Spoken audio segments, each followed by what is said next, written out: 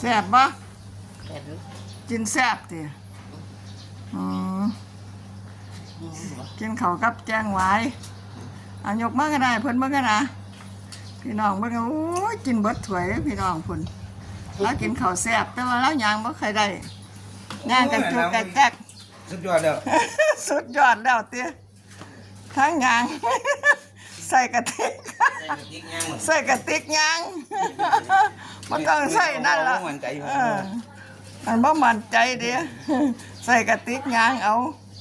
นี่ล่ะจ้ามาเบิ่งเด้อพี่น้องเอ้ย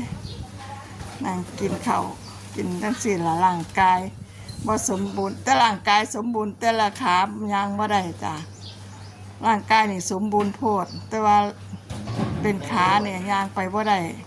กินข้าวก็แซ่บนอนก็หลับแต่ว่าเสียที่อย่างเดียวนี่ เก็บขา ขาย่างบ่ได้